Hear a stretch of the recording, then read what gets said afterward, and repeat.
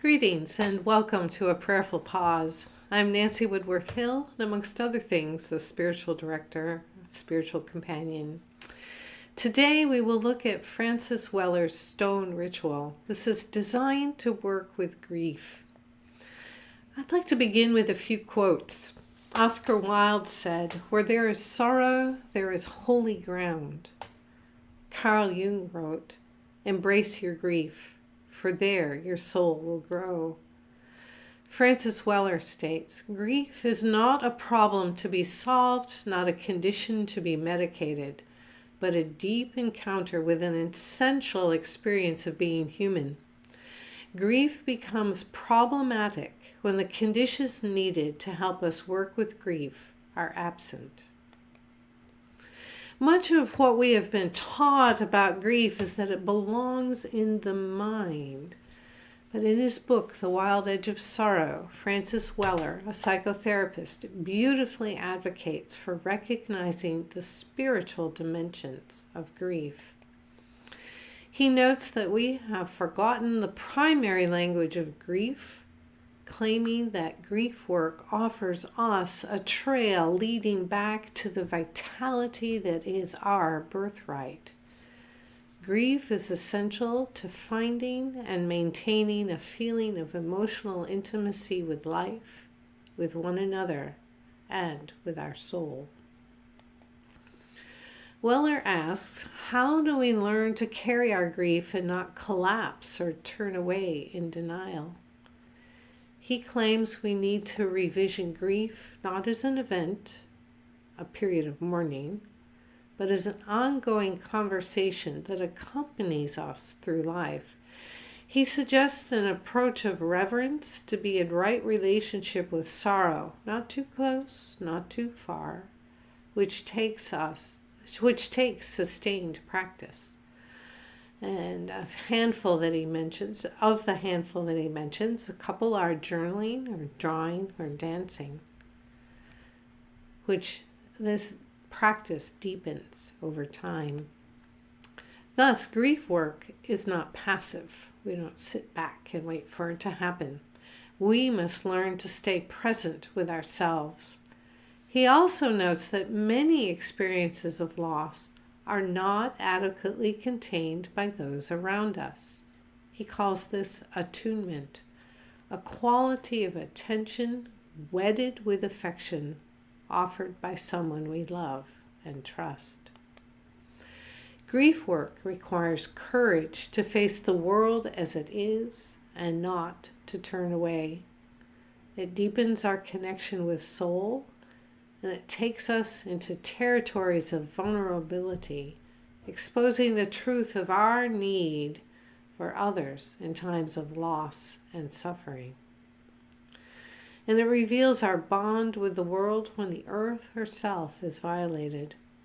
Weller claims that without some familiarity with sorrow, we do not mature as individuals.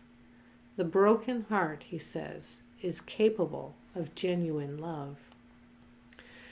Weller advocates for the healing capacity of ritual, and one that he suggests and writes out in his book, he names the stone ritual. This ritual is designed for a group, would work very well with a group. I've made a few modifications for working with it as an individual. In this ritual, a shrine is created that has a large bowl of water at the center. Surrounding this bowl is a collection of small stones. They're small enough to easily fit in the palm of a hand. After an invocation is made, you can approach this shrine, pick up a stone, speak aloud the grief that you are carrying in your heart.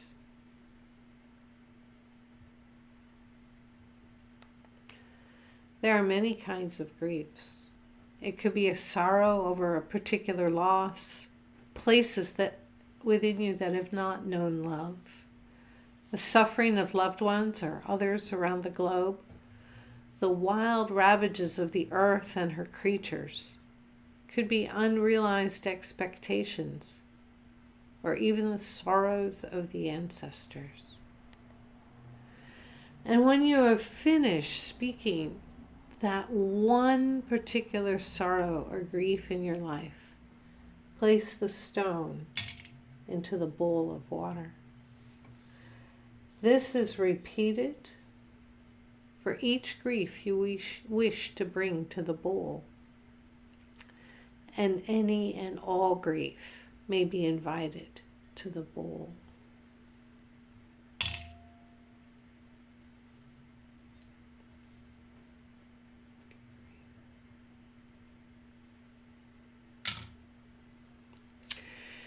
As the sorrows are named and the bowl fills, you may wish to see within here collective grief of humanity and the earth within the stones. Take the time you need to place the stones in the bowl.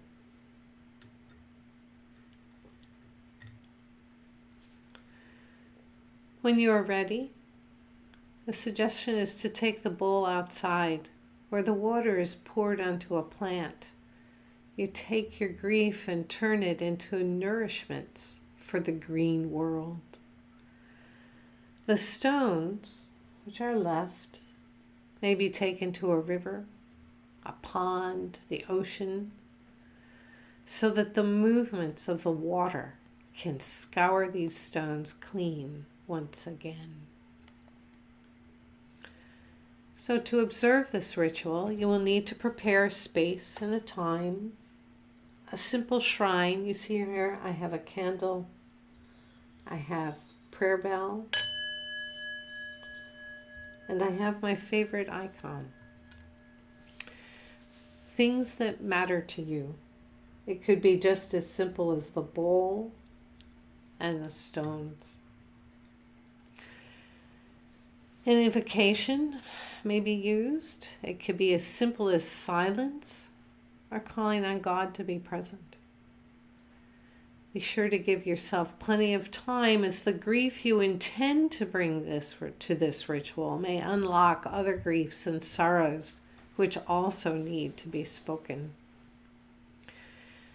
Beyond the pouring out of the water, you may need a closing gesture or words or even sound, which will return you to the present moment.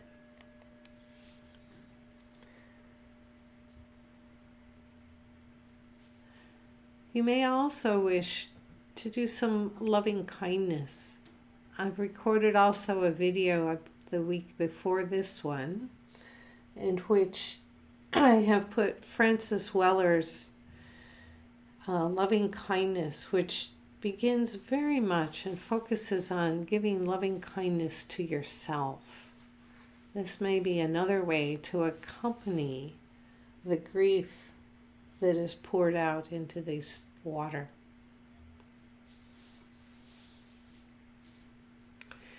If this video has been helpful to you, please consider sharing it. Go in peace.